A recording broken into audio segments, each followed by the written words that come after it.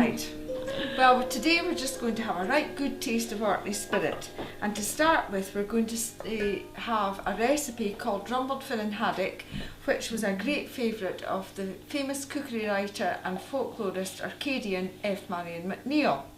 F. Marion McNeill loved any kind of fish, smoked particularly, made into what we call, it's almost like a patty but not quite, and on bannocks, beer bannocks. Now today I've got some really good Finnan haddock, which is from Jolly's and Orkney. Jolly's is an old fish business where they traditionally smoke the fish in an old kiln, which gives it a fantastic flavour, and that's what gives this dish its great taste. I've got some butter in the bottom of this pan, which I'm going to melt, and then I'm going to put in this Finnan haddock, which is filleted, and I've cooked it a little and flaked it, and then we're going to cook it with the butter on the cooker.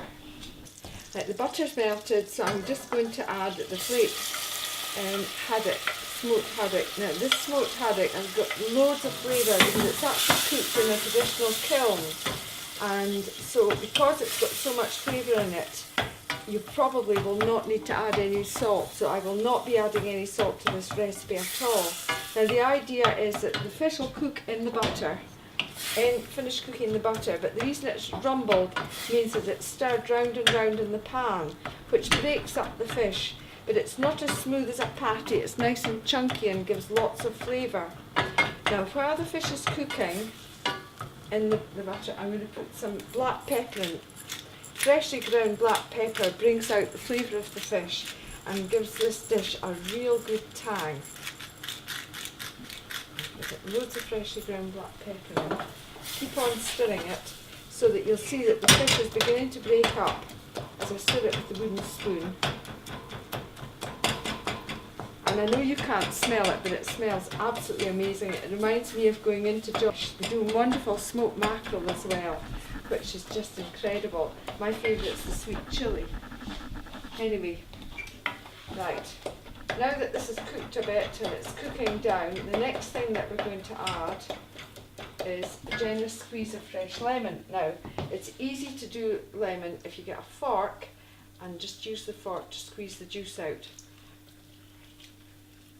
So we'll put in the juice of half a lemon. And then I'm going to pour in some nice thick double cream. This dish has got the flavour of the famous stew soup made in Cullen called Cullen skink, but without the potatoes obviously, and this is going to be a starter, and we're going to serve this with some lovely traditional oat cakes, and if I get a minute I'm going to make some bannocks as well, made with Orkney beer meal and Orkney wheat, which is grown in Orkney now. Recently they've been experimenting with Scandinavian crops which ripen earlier, which means that Orkney has the capability of growing wheat even though it is quite far north, and the grain has got the most wonderful flavour. It's ground at Barney Mill in the traditional way and is full of all the natural goodness of the grain. Makes fantastic bannocks, which I'm hoping to do, which F. Marion McNeill would certainly have enjoyed when she ate this. I'm just going to pour this into this stoneware dish and leave it to cool while I cook the rest of the meal. Because the next thing we're going to do is honey roast roots in the oven.